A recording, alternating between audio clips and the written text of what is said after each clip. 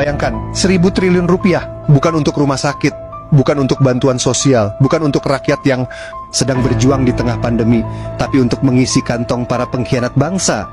Di saat rakyat menderita, mereka berpesta.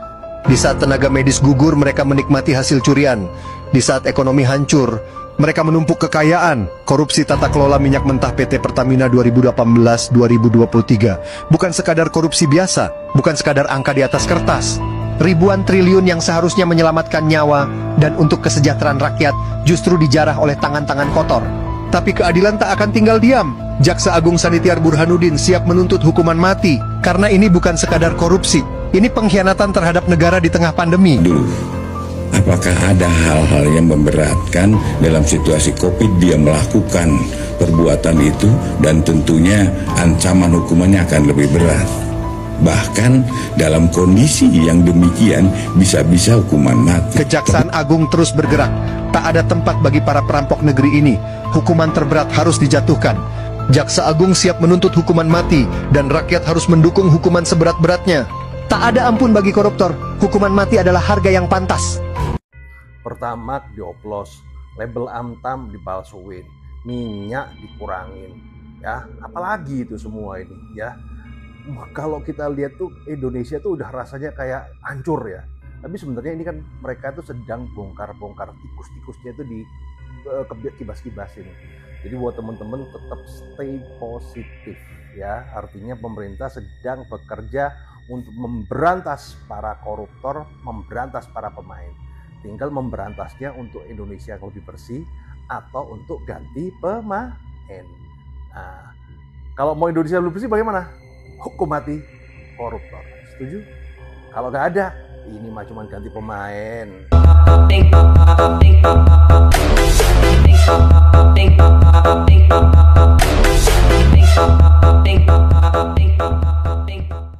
Versi tobat nih ya.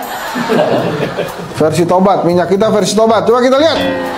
Ini masih belum dibuka segelnya, baru saya buka nih segelnya ya. Kita lihat ya. Set. Apakah 1 liter? Nah, ini parah nih. Wah, ternyata tidak. Nggak 1 liter, bos. Kontroversinya, Menteri Perdagangan Budi Santoso yang sebelumnya Sekjen Kementerian Perdagangan, yang sekarang udah jadi anggota PAN juga. Sebelumnya kan Menteri Perdagangannya Zulkifli Hasan, Ketua Umum PAN. Sekarang Budi Santoso naik dia jadi Sekjen, jadi Menteri. Terus kemudian jadi anggota PAN juga. Dia bilang, dan itu sudah nggak ada, sudah nggak berubah lagi.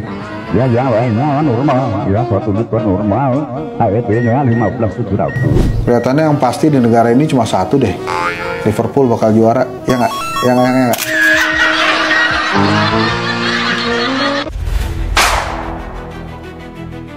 Pernah nggak sih kalian kepikiran kemana perginya uang dan barang sitaan hasil korupsi yang disita Kejagung? Beneran nggak sih dikembalikan ke negara? Atau cuma jadi cerita bombastis di awal doang? Faktanya, enggak ada yang tahu. Ya kalian nggak salah denger, Kejagung cuman heboh di awal saat press conference mereka umbar angka kerugian negara sampai triliunan rupiah. Uang dan barang disita, koruptor diborgol. Tapi habis itu, senyap. Rakyat cuma dikasih tontonan seru, tapi nggak ada kelanjutan cerita. Seolah-olah kasus itu tuntas hanya dengan pamer barang sitaan. Padahal, transparansi soal kemana larinya uang itu nol besar. Ingat, kita berhak tahu. Kejagung harus terbuka. Jangan cuma berkoar-koar di awal, tapi tutup mulut di akhir. Jangan biarkan rakyat dibodohi angka fantastis tanpa ada kejelasan nasib uangnya. Kali ini korupsi zakat terbongkar dengan nominal fantastis, mencapai 11,7 triliun. Ini mega korupsi. Di saat aku bilang Indonesia dapat tungki, kalian nggak percaya. Indonesia itu cukup jahat. Polarisasi di mana-mana. Politik nggak boleh bawa-bawa politik dalam agama. Agama nggak boleh bawa-bawa politik. Itu yang di framing sekarang di masyarakat. Supaya apa? Orang itu bisa mencuri, bisa nyekek punya kita. Apa yang nggak dikorupsi di Indonesia itu? Minyak, PLN, BBM, minyak makan, dana haji, hasil tambang, semua dimaling. Kata rakyat Indonesia yang sebagian yang bertungki mengatakan gini, cuman di era ini yang terbaik. Di era Pak Jokowi baik sekali, 10 tahun itu nggak ada yang terbaik selain Pak Jokowi.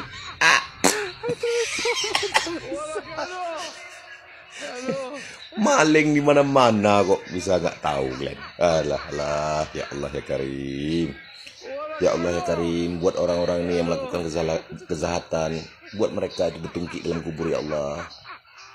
I love you ya, salam buat kalian semua yang menonton. Happy-happy aja, malas aku nanti kalau nggak happy-happy. Salam dari adik Pak Anies. Assalamualaikum. Kejaksaan Agung buka peluang hukuman mati terpidana korupsi kasus Pertamina. Jaksa Agung Sanitiar Burhanuddin membuka peluang bakal nerapin tuntutan hukuman mati buat tersangka di kasus korupsi tata kelola minyak mentah dan produk kilang PT Pertamina periode 2018 sampai 2023. Alasannya sendiri, peluang potensi tuntutan hukuman mati ada karena masuk kategori korupsi di tengah bencana alam, yang mana di tahun-tahun itu Indonesia lagi kena dampak wabah pandemi COVID-19. Tapi keputusan final dari penuntutan hukuman mati ini masih menunggu penyidik selesai. Kita tunggu aja apakah hukuman mati emang bakal diterapin di Indonesia atau enggak. Halo guys, ini katanya lagi viral minyak kita. Coba kita coba apakah ada 1 liter gitu. Kita coba ya guys ya. Kita buka. Kita buka, ini kan masih segel, kita buka ya guys ya. Kita coba kita tuang apakah benar ini 1 liter.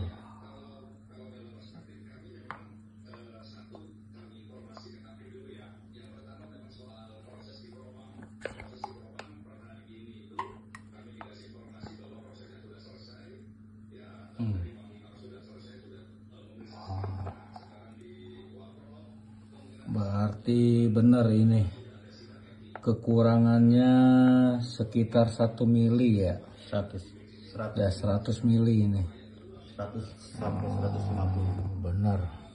Berarti ini guys ada oknum nih guys ya, benar ini korupsi besar. Terima kasih guys.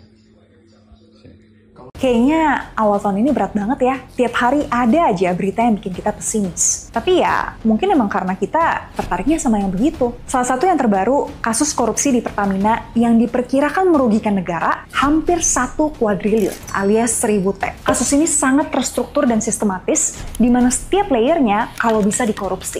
Awalnya, anak usaha Pertamina, PPN, dan KPI sengaja nurunin produksi kilang minyak biar ada kebutuhan impor. Nah, impornya pakai pihak swasta dengan tender ilegal, biar bisa markup harga di kontraknya, plus markup lagi 13-15% di biaya pengirimannya. Kebetulan salah satu tersangkanya, Kerry Riza, juga anak dari Riza Khalid yang dikenal sebagai mafia migas, di mana Pertamina ngimpor minyak lewat Riza dan pernah berkasus di Petral tapi selalu lolos. Selain itu, Rifa Siahaan dan timnya di PPN juga ngoplos, blending, pokoknya itulah.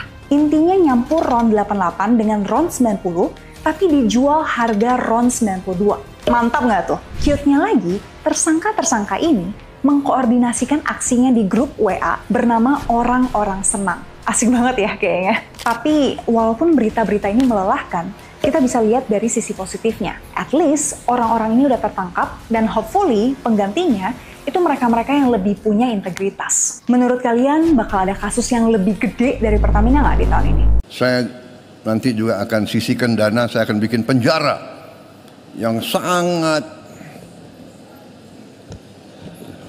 pokoknya sangat kokoh di suatu tempat yang terpencil, mereka nggak bisa keluar malam hari. Kita akan cari pulau, kalau mereka mau keluar biar ketemu sama hiu. Saya tidak akan mundur menghadapi koruptor. Saya tidak akan mundur menghadapi koruptor.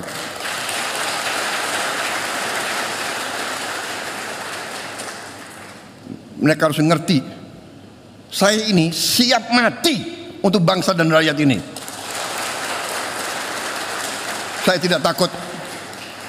Mafia manapun saya tidak takut. Apalagi ada Kapolri sama Panglima TNI. Masa kita takut? Apalagi guru-guru akan membantu saya, ya.